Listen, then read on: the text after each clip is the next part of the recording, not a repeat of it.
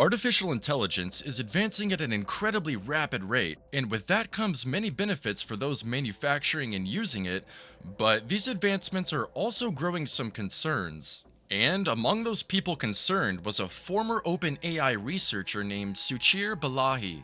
Balaji spent nearly 4 years working as an OpenAI engineer and helped train the artificial intelligence systems behind ChatGPT, but quit in August 2024 because he believed those practices violated copyright law.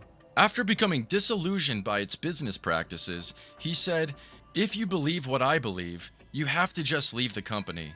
After leaving OpenAI, he said he had been working on some personal projects and planned to create a non-profit centered on machine learning and neurosciences. He also expressed that he felt AI was a harm to humanity, and in October 23, 2024, he did an interview with New York Times alleging that products like ChatGPT violate United States copyright law because they are trained on the products of business competitors and because the chatbot's outputs can then imitate and substitute those products. He also claimed that ChatGPT and similar chatbots are ruining the commercial viability of the individuals and organizations who produce the data that the AI systems are trained on.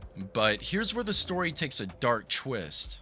Not long after Balaji emerged as a whistleblower, he would stop contacting his parents, which was highly out of his character. By November 26th, his parents had failed to get in touch with him for 3 days, filed a missing persons complaint, and both officers and medics arrived to his apartment where they found him, unfortunately, deceased. But here's where it gets even more suspicious.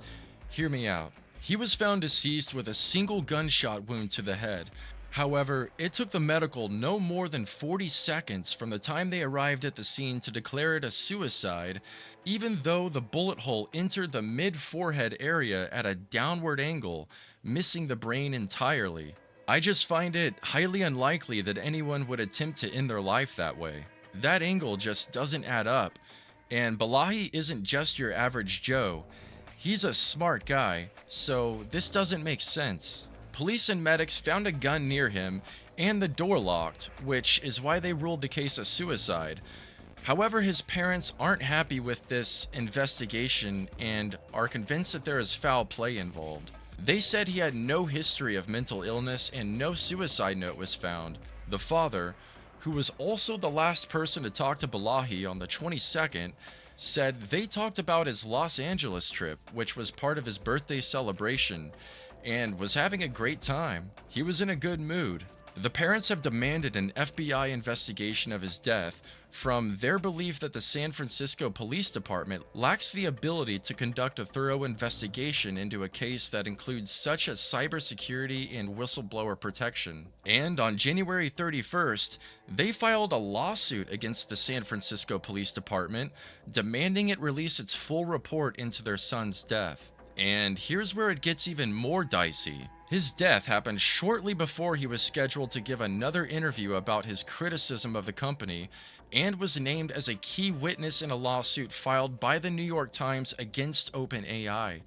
That's right. He had told the Associated Press that he would try to testify in the copyright infringement case, and Time lawyers named him in a November 18th court filing as someone who might have unique and relevant documents supporting allegations of OpenAI's willful copyright infringement. After the news broke out about Balaji's complaints, 5 senators even sent a letter to CEO Sam Altman demanding that OpenAI turn over information about its efforts to build safe and secure AI.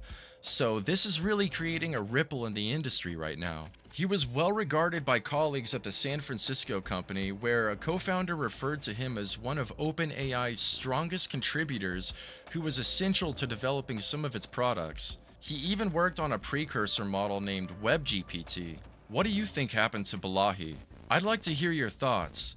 I don't know for sure, but I do have my own theories.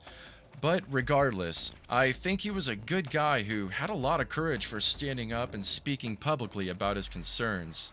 Thank you all for watching, and if you'd like to stay up to date with similar content, hit that like and subscribe button. See you next time.